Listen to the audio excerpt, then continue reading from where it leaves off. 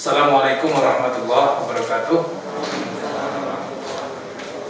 Alhamdulillah wa syukurillah wa la haula wa la quwwata illa billah. Amma ba'du. Selamat siang, salam sejahtera bagi kita semua. Dengan mengucapkan bismillahirrahmanirrahim, pertemuan audiensi DPRD Wakil Gubernur dengan masyarakat Biau Laut secara resmi saya nyatakan dibuka. Bapak Ibu sekalian saya hormati, kami persilahkan kepada perwakilan rombongan untuk menyampaikan maksud dan tujuan.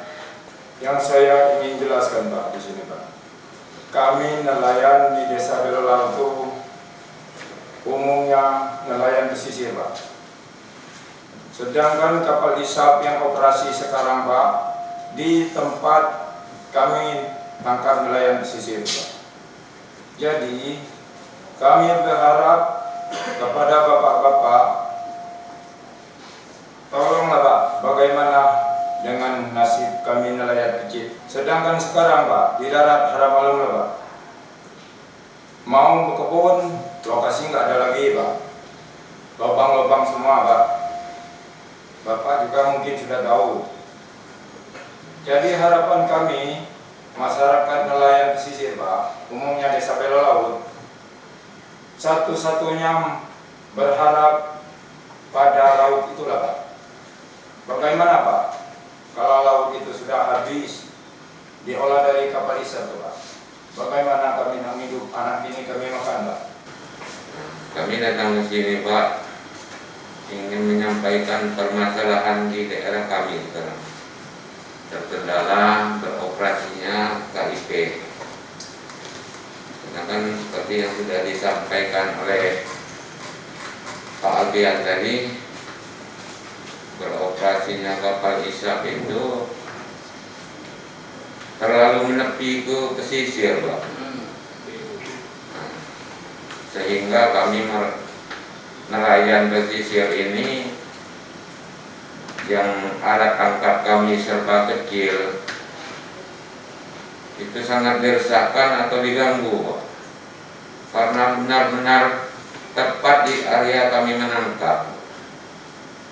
Kalau diukur paling-paling kurang dari 1 mil gitu Pak operasinya sekarang. Tadi malam adik saya mukat rajung itu Pak, ukatnya udah lumpur semua, nggak ada hasil. Nah jadi kami minta tolong kepada Bapak Wakil Gubernur, Bapak Ketua DPRD, Bapak-bapak semuanya, tolong perhatikan Pak nasib kami nelayan Pak. Kami sangat terjepit Pak kalau kapal isap itu terus beroperasi. Cuma saya ingin bertanya, apakah pernah dilakukan sosialisasi di Desa Biau Laut oleh pihak PT Timah atau mitranya mengundang aparat desa dan juga perwakilan masyarakat lainnya? Belum. Serius ya? Belum ada. Kemudian ada nggak didengarkan? Ada, tapi mungkin yang hadirnya itu yang mungkin di luar Bapak sekalian. Kurang tahu, tidak tahu ya? Oke, baik. Berikutnya saya persilakan mungkin Pak Wagub, kita dengar dulu mungkin Pak Kepala SDM ya, memahami kondisi geografis di Biau Laut dari segi aturan RZDP 3K-nya, kemudian IOP-nya, ya kan, perizinannya dan lain sebagainya, termasuk proses sampai dengan kegiatan KIP itu beroperasi. Pertama, PT Timah memang memiliki izin usaha pertambangan operasi produksi yang berada di laut Desa Biau Laut. Kemudian, berdasarkan Undang-Undang 3 tahun 2020 tentang perubahan terhadap Undang-Undang 4 2009 tentang pertambangan mineral dan batu bara, bahwa pengelolaan pertambangan mineral dan batu bara merupakan kewenangan Menteri. Sebelum undang-undang ini diundangkan, ini Undang-Undang 3 2020 itu diterbitkan pada bulan Juni tahun 2020. Sebelum undang-undang ini ditetapkan pun, berdasarkan peraturan yang ada, saya sebutkan saja Permen SDM nomor 7 tahun 2020, sebelumnya ada Permen 11 tahun 2018, sebelumnya ada Permen 32 tahun 2013. Untuk PT Timah, pembinaan dan pengawasan kegiatan usahanya menjadi kewenangan Menteri SDM, CQ, Direktur Jenderal Mineral dan Batubara. Bentuk konkretnya, Pak, usaha pertambangan itu setiap tahun harus mendapatkan persetujuan rencana kerja dan anggaran biaya, sehingga mereka dapat beroperasi. Untuk PT Timah, RKAB-nya telah disetujui oleh Direktur Jenderal Mineral dan Batubara. Proses persetujuan RKAB pun tidak melibatkan Pemprov. Tidak melibatkan Pemprov. Itu dari sisi perspektif hukum pertambangannya. Di lain sisi, berdasarkan Perda Provinsi Kabupaten Belitung nomor 3 tahun 2020 tentang rencana zonasi dan rencana RZUP3K, rencana zonasi wilayah pesisir dan pulau-pulau kecil, wilayah izin usaha pertambangan PT Timah dimaksud pada wilayah Desa Belo dalam berada pada zona pertambangan. Demikian juga mungkin Pak Eko juga akan menjelaskan bahwa izin lingkungannya pun telah diterbitkan. Itu yang saya sampaikan fakta. Akan tetapi memang yang seperti Bapak sampaikan, walaupun secara formal legal mereka sudah mengantongi semua yang dipersyaratkan, adalah wajib mensosialisasikan, atau bahasa lebih sederhana ya assalamualaikum dengan masyarakat setempat. Mungkin hal-hal inilah yang terlewatkan oleh PT Timah. Dan mungkin kegiatan sosialisasi itu terlewatkan. Nah, mungkin itu bisa tidak. Coba diperjelas kembali pantauan dari dinas kita pernah atau tidak, kira-kira gitu. Jadi pinwasnya, pembinaan pengawasannya Kementerian SDM, ya, sekiranya Dirjen Minerba, kita tidak pernah diundang. Tidak pernah diundang dan tidak pernah dilibatkan sama Dan sekali tidak pernah dengan diberitahukan. Iya, perencanaan dan operasional. Artinya kapan mereka beroperasi, Tidak pernah. ya, kemudian pelaporan berapa KIP yang akan dimasukkan. Tidak pernah. Laporannya ke sana semua, pinwas di Dirjen Minerba semua. Baik. Berikutnya saya minta tolong ke Pak Eko dalam hal lingkungannya.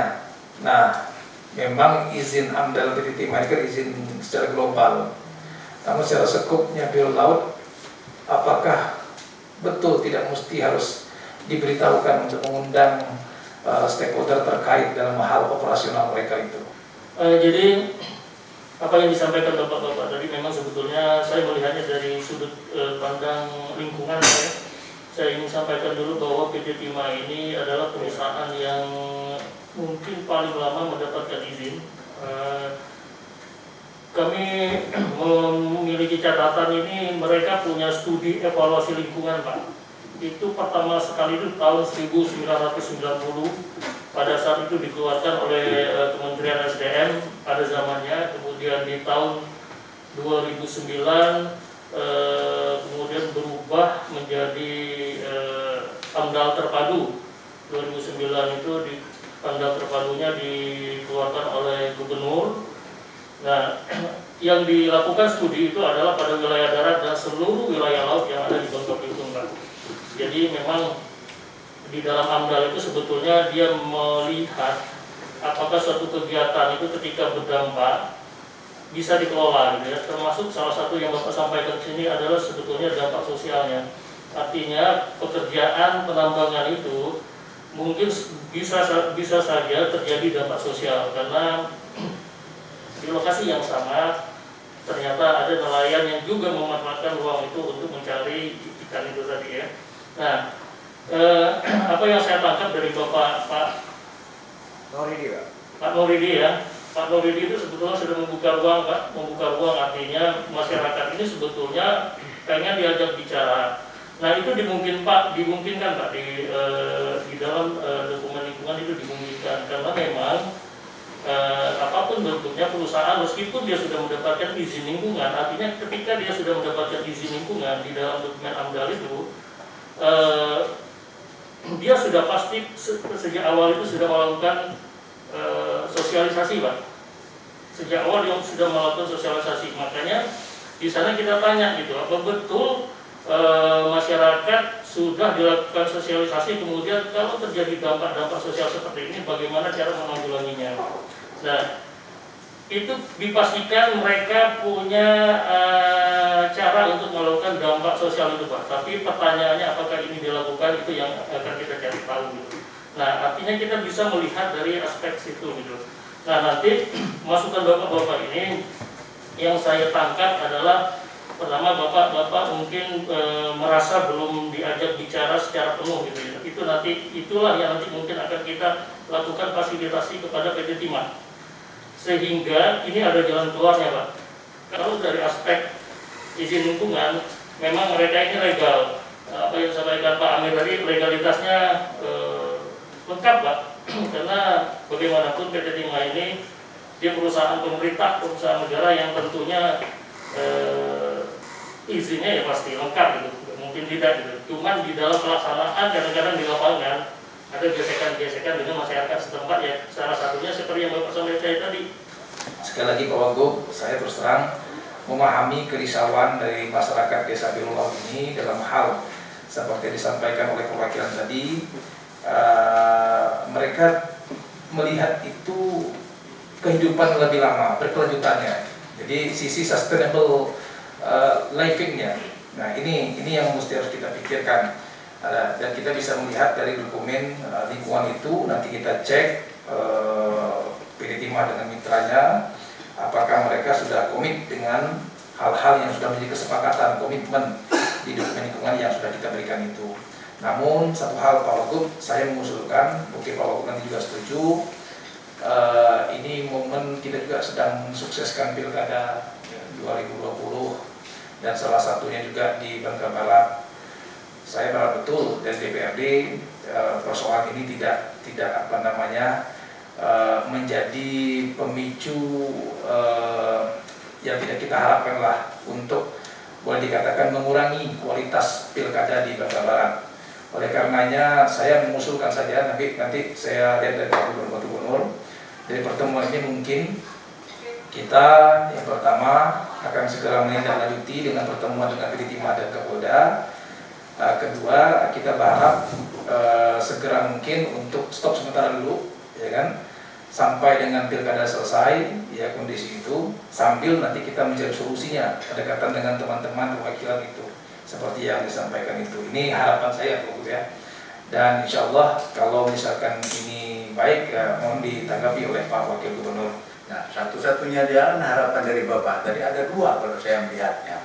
Yang pertama adalah mari kita jaga dulu agar perhelatan daripada pilkada kita di Provinsi Kepulauan Bangka Belitung, khususnya Bangka Barat ini bisa berlangsung dengan tenang.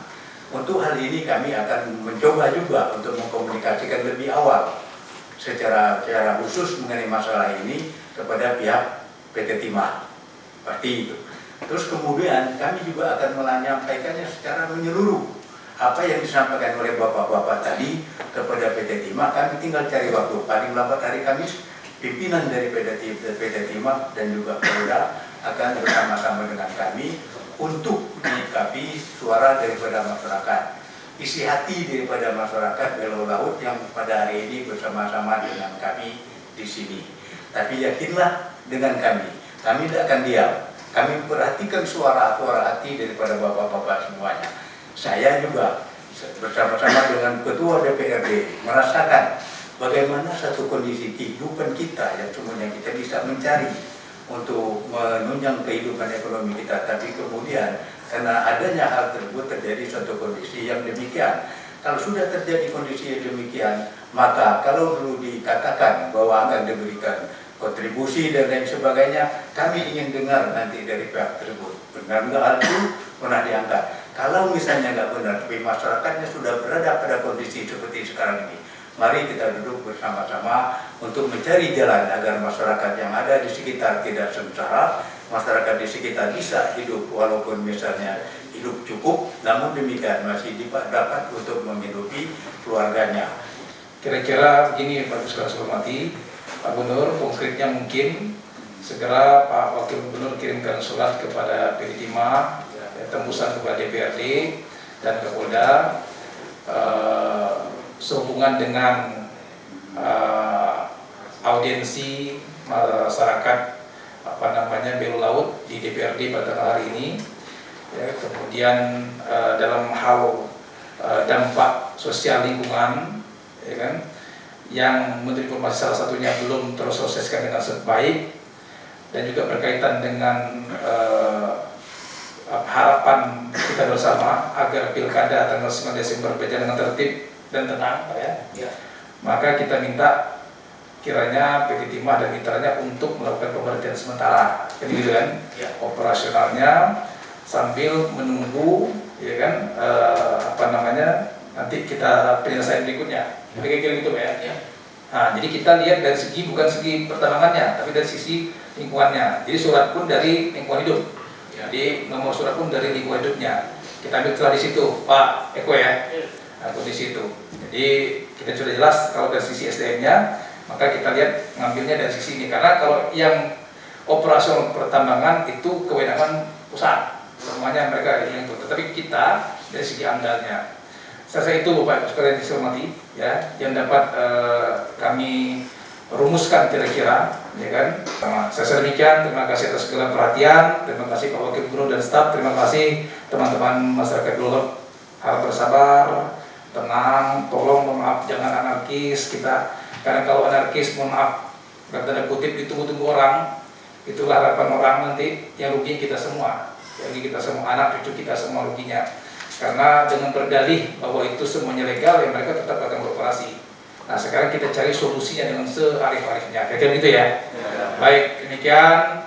Mohon maaf kalau kurang berkenan, dengan mengucapkan alhamdulillahirrahmanirrahim, rapat audiensi dengan masyarakat Belu Laut bersama Wakil Gubernur saya nyatakan ditutup. Terima kasih. Assalamualaikum warahmatullahi wabarakatuh.